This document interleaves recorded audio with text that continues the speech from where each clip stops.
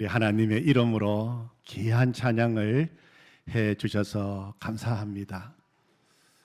여호와 이레의 하나님, 우리의 모든 인생길을 앞서가시며 인도하시는 하나님, 여호와 라파의 하나님, 오늘도 우리를 치료하시고 고치시는 하나님, 여호와 니시의 하나님, 오늘도 우리에게 승리를 주시고 승리의 깃발을 휘날리게 하시는 하나님, 여호와 샬롬의 하나님, 우리에게 평화와 평강을 주시는 하나님, 여호와 삼마의 하나님, 우리가 어느 곳에 있든지 그곳에 함께 계시는, 그곳에 계시는 하나님, 아멘. 우리가 믿는 하나님입니다. 하나님을 찬양합니다. 우리는 다 복음의 정인, 예수님의 정인으로 부름을 받은 사람들입니다. 이 시간도 우리 함께 마음을 모아 힘차게 구호를 외치겠습니다. 나도 정인이다. 아시죠? 제가 먼저 나는 정인이다 하면 여러분께서는 나도 정인이다, 그렇게 힘차게 외치는 겁니다. 준비되셨습니까? 나는 정인이다. 다시 한번 나는 정인이다. 아멘. 우리 모두는 다 예수님의 정인입니다. 정인은 예수님을 알고 예수님을 전하는 사람입니다.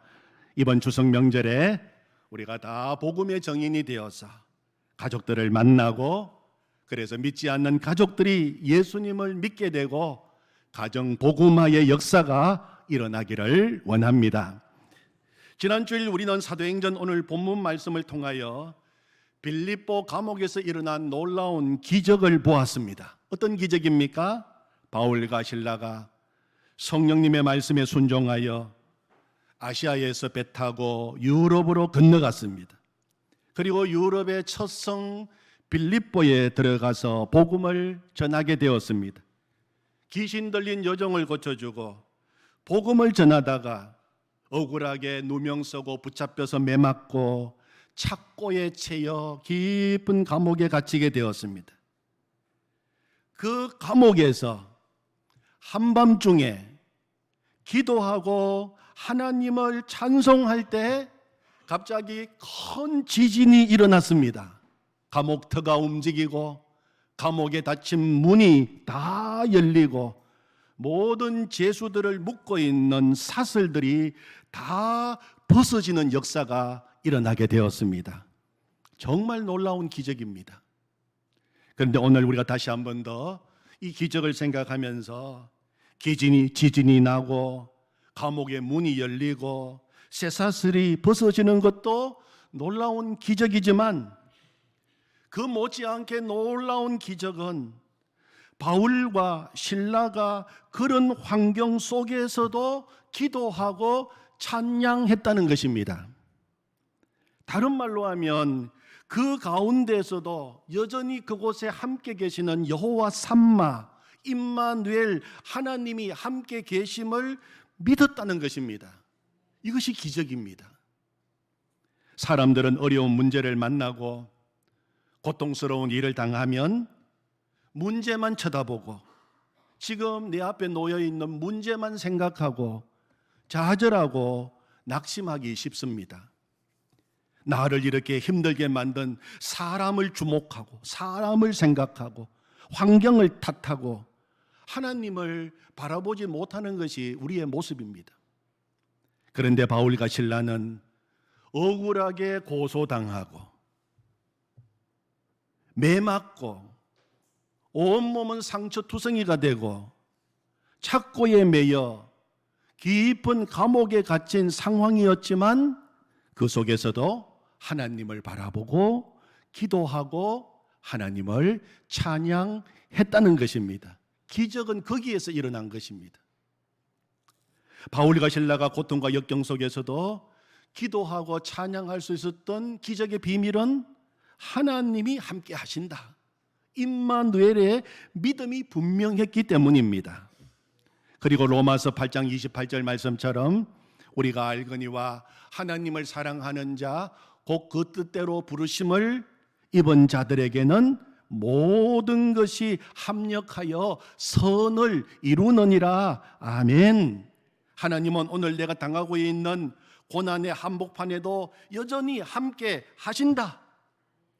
나의 당하는 모든 치욕, 모욕, 고통, 고난, 역경까지도 하나님은 다 합력하여 마침내 놀라운 하나님의 계획과 하나님의 뜻을 이루시고야 말 것이라고 하는 하나님에 대한 절대 신뢰가 있었기 때문입니다.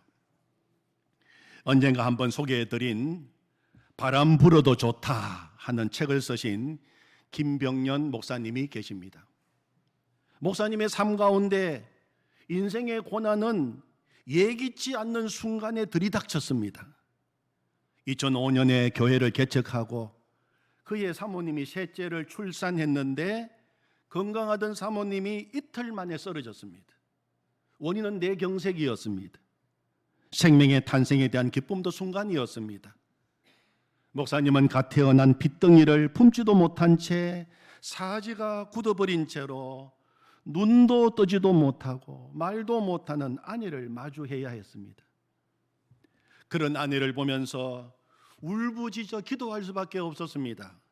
20일 금식 기도를 2번, 그리고 7일, 5일 닥치는 대로 금식 기도를 하면서 하나님의 응답을 구했습니다. 다급하고 절박한 마음으로 아내의 회복을 위해서 기도했던 목사님에게 하나님이 주신 응답은 내가 너와 함께 하겠다 하는 것이 전부였어요.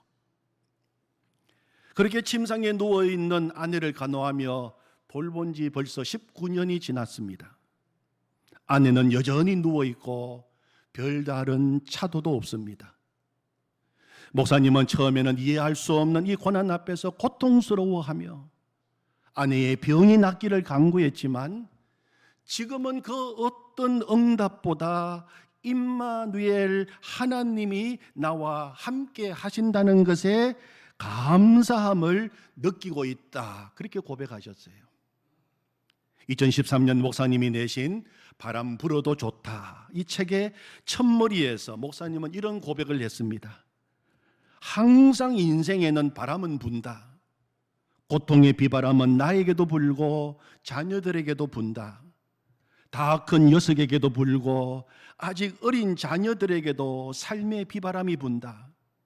그러나 언제 어떤 비바람이 불어도 내가 예수님으로 인하여 거듭난 것과 사는 동안 경험한 하나님을 고통 중에라도 부인할 수 없다. 바람이 불어서 중심이 이동했다. 나에게서 하나님에게로, 우리에게서 그분에게로 옮겨간다. 삶에 부는 바람으로 모든 인생은 흔들리지만 결국에는 부는 바람 때문에 우리의 중심을 그분 안에 더 깊이 뿌리 내렸다. 그렇게 고백했어요. 저는 목사님의 삶을 읽으면서 다른 것이 기적이 아니구나. 목사님 삶 속에 날마다 기적이 일어나고 있구나. 기적은 인생의 비바람 고난 속에서도 여전히 하나님을 신뢰하고 임마누엘 예수님을 바라보는 것이 날마다의 기적이구나 하는 것을 생각하게 되었습니다. 사랑하는 성도 여러분, 하나님은 오늘도 우리와 함께 하십니다. 우리가 어떤 처지, 어떤 형편에 있다 하더라도 하나님은 오늘도 우리 삶 가운데 신실하게 하나님의 일을 이루고 계십니다. 하나님의 말씀에는 참새 한 마리도 하나님의 허락 없이는 떨어지는 법이 없다고 말씀하셨는데, 또 하나님은 나의 머리카락 숫자까지도 다 헤아리고 계신다고 말씀하셨는데, 그렇다면 오늘의 나의 고통 속에, 내 인생의 모든 여정 속에서 하나님의 뜻이 분명히 있으심을 믿으시기를 바랍니다. 감옥 속에서도 분명히 하나님의 뜻이 있을 거야 믿음으로 선포하시기 바랍니다. 기적은 거기에서부터 시작되는 것입니다. 여러분 보십시오. 바울과 실라가 기도하고 찬송하던 그 감옥이 새 생명을 낳는 산실이 되었어요. 새 생명을 낳는 산실이 되었습니다. 그 감옥을 지키던 간수가 예수님 믿게 되었어요. 구원받게 되었습니다. 그 간수의 가정이 복음화되는 놀라운 생명의 역사가 일어나게 되었습니다. 우리는 오늘 말씀을 통하여 복음의 씨가 뿌려진 곳에는 반드시 생명의 역사가 일어난다는 것을 확신하기를 원합니다. 사도행전 7장 스데반이 복음의 씨를 뿌리고 순교의 피를 뿌린 자리에서 바울이라고 하는 열매가 나왔어요. 사도행전 14장 바울이 루스드라에서 돌에 맞아가며 목숨 걸고 뿌린 복음의 씨에서 디모데가 나왔습니다. 오늘 빌립보 감옥에 갇혀 그 고통 가운데 복음의 씨를 뿌렸더니 간수의 가정이 구원받게 되고 유럽에 복음의 문이 활짝 열리는 역사가 일어나게 된 것입니다. 눈물로 복음의 씨를 뿌린 곳에는 반드시 기쁨으로 열매를 거둘 때가 있다는 것을 기억하시기를 바랍니다. 자, 27절을 보겠습니다. 27절. 감옥에서 그런 놀라운 일들이 일어나고 있을 때 그 감옥을 지키는 간수는 자고 있다가 소리에 깜짝 놀라서 깨었습니다. 그리고 그는 죄수가 다 도망칠 줄 알았어요. 문이 다 열려 있고 죄수들은 다 도망친 줄로 알고 자기가 차고 있던 칼을 빼어서 자결하려고 했어요. 로마 법에 따르면 죄수들을 제대로 지키지 못해 죄수들이 도망치면 간수가 도망친 죄수 대신 죽음을 당해야 했습니다. 그래서 간수는 그렇게 수치스럽게 죽느니 차라리 자결하는 것이 좋겠다고 낫겠다고 생각하고 스스로 목숨을 끊으려고 한 것입니다. 그 모습을 본 사도 바울이 다급하게 소리를 질렀습니다. 네 몸을 상하지 말라. 우리가 다 여기 있노라. 그 말을 듣고 간수가 등불을 들고 감옥 안으로 들어갔습니다. 그 안에 있는 바울과 실라를 보고 무서워 떨면서 그 앞에 엎드렸습니다. 그리고 그들을 데리고 나와서 질문을 했습니다. 그 질문이 오늘 요절 30절입니다. 뭐라고 질문했습니까? 선생들이여, 내가 어떻게 하여야 구원을 받으리까? 선생들이여, 내가 어떻게 하여야 구원을 받으리까? 이 질문에 대해서 바울과 실라의 대답은 너무 분명하고 너무 간단합니다. 주 예수를 믿으라. 그리하면 너와 내 집이 구원을 받으리라. 아멘. 그리고 주의 말씀을 간수와 그 집에 있는 모든 사람에게 전하게 되었습니다.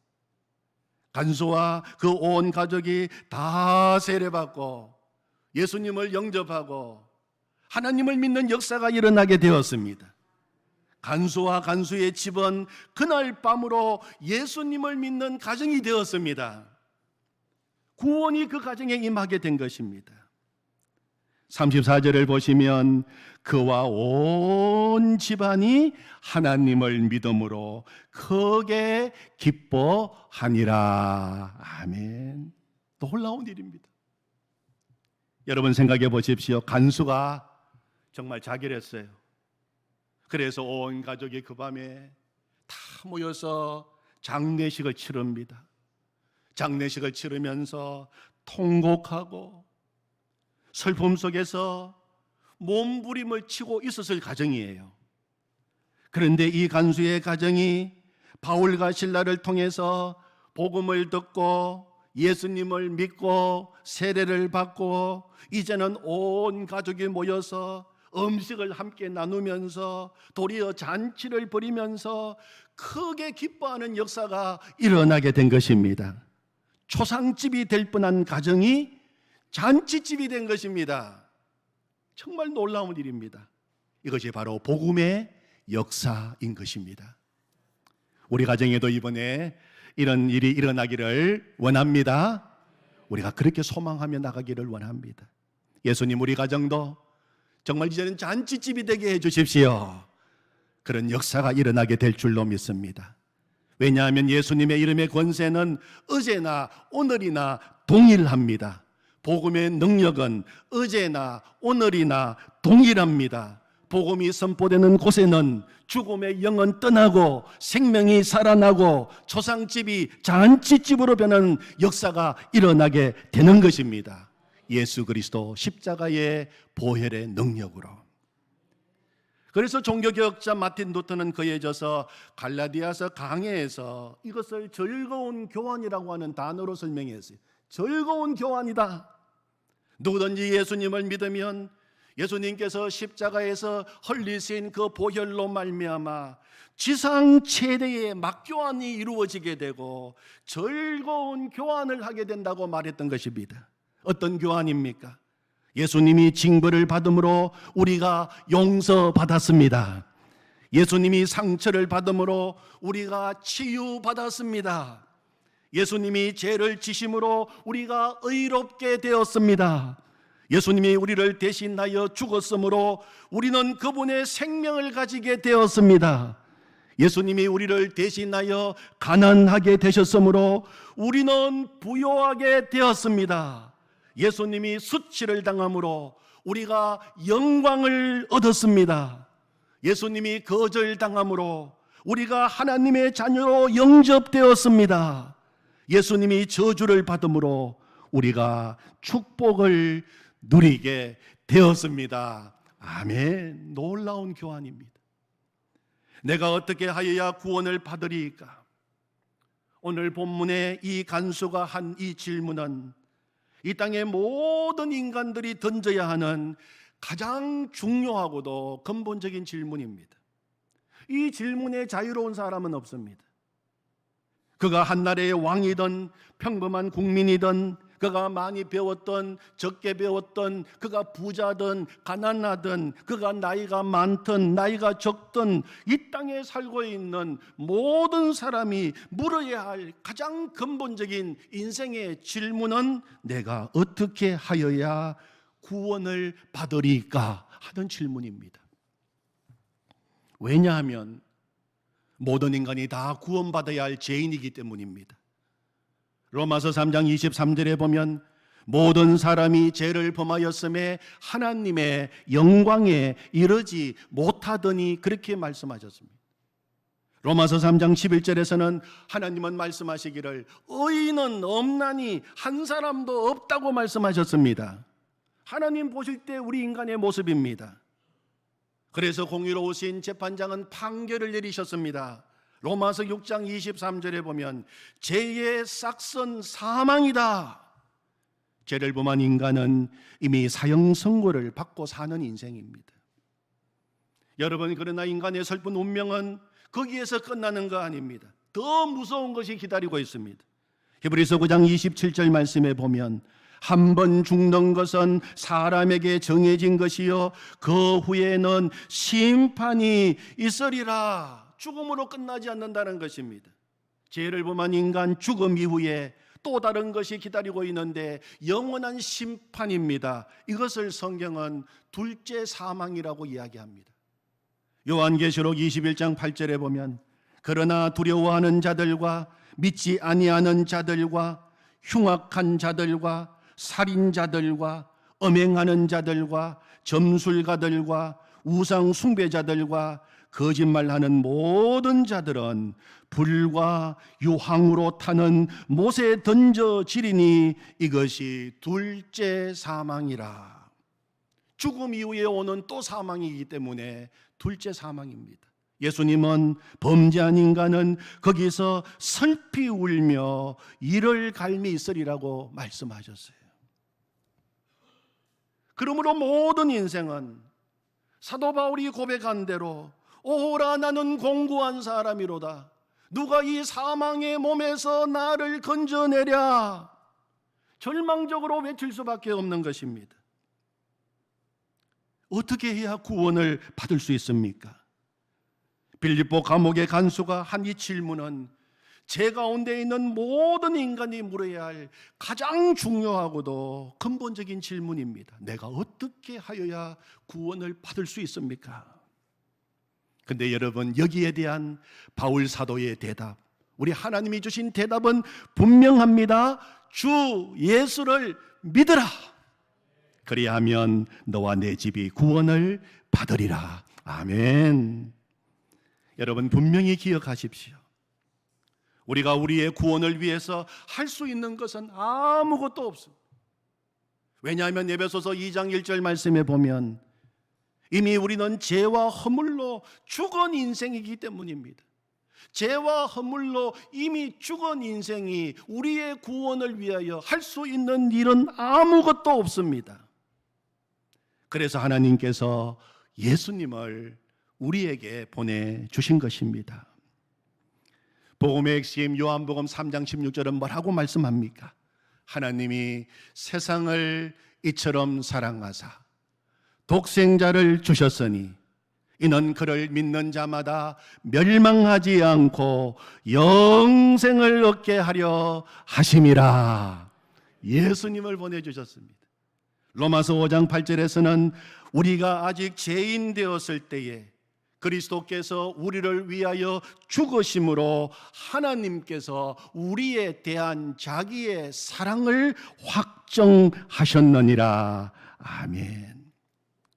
예수님이 어린 양이 되셔서 인류의 모든 죄를 대신 지시고 십자가 위에서 피를 흘리고 돌아가시면서 다 이루었다, 다 이루었다 소리치는 그 순간에 우리 하나님께서 계획하신 저와 여러분들을 위한 놀라운 구원의 계획은 다 이루어지게 된 것입니다. 다 완성된 것입니다. 예수님을 믿으면 구원받습니다. 그래서 우리 예수님은 말씀하셨습니다. 내가 곧 길이요 진리요 생명이니 나로 말미암지 않고는 아버지께로 올 자가 없느니라. 아멘. 여러분 어떻게 하여야 구원받습니까? 길은 하나밖에 없습니다. 주 예수를 믿으라. 예수님만 믿으면 구원을 받게 되는 것입니다. 하나님은 인류의 수만 가지 문제 해결을 위하여 많은 다른 해결책을 제시하지 않았습니다. 대신에 단 한 가지 필요 충분한 해결책을 하나님이 주셨는데 그것은 모든 문제에 대한 해답입니다. 그것이 바로 예수 그리스도이신 것입니다. 예수님을 믿으면 구원받고 예수님을 믿지 아니하면 멸망합니다. 아무리 큰 죄인이라도 예수님을 믿으면 제사함 받고 구원받습니다. 예수님께서 십자가 보혈로 우리의 모든 죄를 다 용서하셨기 때문입니다. 여러분 그러므로 세상은 죄를 지었기 때문에 멸망하는 것이 아니라 예수님을 믿지 않기 때문에 멸망하는 것입니다. 요한복음 3장 18절 말씀을 보면 그를 믿는 자는 심판을 받지 아니하는 것이요 믿지 아니하는 자는 하나님의 독생자의 이름을 믿지 아니함으로 벌써 심판을 받은 것이니라. 그렇게 말씀하셨어요. 여러분 인간이 구원받지 못하는 것은 죄를 지어서가 아닙니다. 예수님을 믿지 않기 때문입니다. 그래서 이런 말이 있지 않습니까? 천국은 예수님 믿는 죄인이 가는 것이고 지옥은 예수님 믿지 않은 죄인이 가는 곳이다. 사랑하는 성도 여러분, 우리는 다 죄인입니다. 그러나 예수님을 믿음으로 사망에서 생명으로 옮겨주시고 죽음에서 영생으로, 저주에서 축복으로, 슬픔에서 기쁨으로, 초상집에서 잔치집으로 우리 인생을 바꾸어 주신 것입니다. 예수님을 찬양합니다. 말씀을 마치면서 31절을 다시 한번 보십시오. 주 예수를 믿으라. 그리하면 너와 내 집이 구원을 받으리라. 여러분 왜 너와 내 집이라고 말씀하셨을까요? 성경 말씀을 읽어보면 구원은 개개인이 예수님을 믿는 그 믿음으로 구원받는 것입니다. 구원은 절대로 단체로 받는 거 아닙니다. 아내가 잘 믿는다고 남편이 저절로 구원받을 수 없어요. 가끔 안 믿는 남편들이 우리 집사람, 우리 마누라가 예수 잘 믿으니 나중에 마누라 치맛자락 붙들면 된다고 말씀하시는데 잘 믿는 아내 치맛자락 붙들고 구원받은 역사는 없습니다. 부모가 잘 믿는다고 자식이 저절로 구원받을 수 없습니다. 그런데 여러분, 왜 오늘 말씀은 주 예수를 믿어라 그리하면 너와 내 집이 구원을 받으리라 그렇게 말씀하셨을까요? 이것은 하나님 아버지의 갈망을 우리에게 보여주는 것입니다. 우리가 먼 곳에 나가서 밖에 나가서 다른 사람들에게 복음을 전하지 못한다 하더라도 적어도 내 가족만큼은 구원받기를 원하시는 하나님 아버지의 갈망을 우리에게 보여주시기 위해서 오늘 그렇게 말씀을 기록하고 있는 것입니다. 주 예수를 믿어라. 그리하면 너와, 거기에서 끝나면 안 됩니다. 내 집이 구원을 받으리라. 우리 하나님 아버지의 갈망입니다. 출애굽기 12장에 보면 어린 양을 잡았습니다. 유월절 어린 양을 잡아 그 피를 어디에 발랐습니까? 어디에 바르라고 하셨습니까? 이스라엘 백성들이 살고 있는 가정, 집, 문설주와 임방에 바르라고 하셨어요. 그래서 그 집, 문설주와 임방에 바른 피를 보고 심판하지 않으시고 하나님은 구원받게 해 주셨습니다. 다시 말씀을 드립니다. 신약이나 구약이나 구원은 개개인의 믿음으로 받는 것입니다. 그렇다면 이렇게 말해야 되지 않겠습니까? 어린 양을 잡아서 그 어린 양의 피를 이스라엘 백성들 한 사람 한 사람 이마에 발라라. 그러면 그 한 사람 한 사람 이마에 발라진 그 피를 보고 내가 그들을 구원하겠다 그렇게 말씀하셔야지 맞지 않습니까? 그러나 하나님께서는 어린 양의 피를 이스라엘 백성 가정 단위로 그 집 문설주와 임방에 발라라 하셨어요. 그 이유가 무엇입니까? 동일합니다. 적어도 구원은 가족이 함께 받아야 된다는 것입니다. 하나님이 갈망하시는 구원의 최소 단위는 가족이 되어야 된다는 것입니다. 주 예수를 믿어라. 그리하면 너와 내 집이 구원을 얻으리라. 오늘 간수가 예수님을 믿고 그를 통하여 온 가족이 예수님을 믿고 구원의 길이 열린 것처럼 주님께서는 예수님 믿는 내가 우리 가정의 복음의 통로가 되고 구원의 통로가 되기를 원하신다는 것입니다. 오늘 간수도 구원을 받았지만 그 간수로 인하여 그 간수의 가정이 구원받고 가족들이 구원받고 가정 복음화가 이루어진 것처럼 나도 구원받았지만 나로 인하여 얼마든지 우리 가정이 복음화되고 우리 집안이 복음화되는 역사가 일어날 수 있다는 것을 우리에게 보여주고 계시는 것입니다. 이번 추석 명절이 가정 복음화, 가문의 복음화의 문이 열리는 기적이 일어나기를 축원합니다. 아멘. 하나님 아버지 감사합니다. 하나님, 지진이 나고 옥토가 움직이고 문이 열린 것도 기적이지만 그 답답하고 눈물 나고 고통스러운 상황 속에서도 여전히 하나님 바라보고 여전히 주님 신뢰하고 여전히 주님을 찬양하는 것이 진짜 기적입니다. 기적은 거기에서부터 시작이 되었습니다. 하나님 아버지, 우리도 날마다 이 기적의 주인공이 되기를 원합니다. 이 기적을 날마다 우리가 체험하고 고백하며 살아가기를 원합니다. 지금 우리 성도들 가운데에도 감옥에 갇혀있는 성도들이 있습니다. 매맞고 억울하고 눈물 나고 고통스러운 삶의 환경이 있습니다. 사람이 보이고 환경이 보이고 밤에 잠도 못 자고 음식도 못 먹고 고통 가운데 있는 성도도 있습니다. 하나님, 그러나 그 가운데에서 임마누엘 하나님을 바라보게 해 주십시오. 여호와 삼마 하나님을 바라보게 해 주십시오. 나에게 평강을 주시는 여호와 샬롬의 하나님을 바라보게 해 주십시오. 그리고 반드시 승리하게 하시는 여호와 니시 하나님을 바라보게 해 주십시오. 그래서 승리의 깃발을 휘날리게 해 주시기를 원합니다. 아버지 하나님, 순종의 길을 내디딜 때 우리 앞서 가시면서 길을 열어주시는 여호와 이레 하나님을 신뢰하며 나가게 해 주시옵소서. 하나님, 오늘 말씀을 통하여 하나님 구원이 간수의 가정에 임하게 되었습니다. 하나님, 우리의 구원이 우리 가정에 확장되게 하시고 우리 가정이 복음화되게 하시고 우리 가문이 복음화되는 역사가 있게 하여 주시옵소서. 하나님, 우리 가족들이 다 어떻게 하여 구원받을 수 있습니까? 이 가장 중요한 질문을 할 수 있도록 하나님 은혜 베풀어 주시옵소서. 예수님의 이름으로 기도하옵나이다. 아멘.